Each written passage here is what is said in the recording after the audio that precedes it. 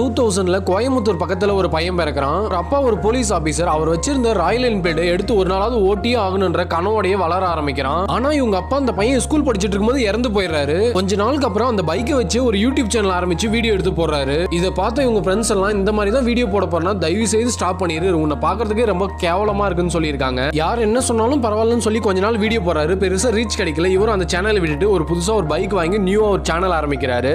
இதுல இவரோட யதார்த்தமான பேச்சும் ஒரு மிடில் கிளாஸ் ஃபேமிலியில பிறந்த பையனோட கஷ்டம் எப்படி இருக்குன்னு சொல்லி கண் முன்னாடி காமிச்சு மோட்டோ விலாக் பண்ணி வீடியோ நிறைய போட்டிருப்பாரு. இவர் சேனல் வளர்ந்த வேகத்தை விட இவரோட பிரச்சனைகள் மின்னல் வேகத்துல வளர ஆரம்பிச்சது.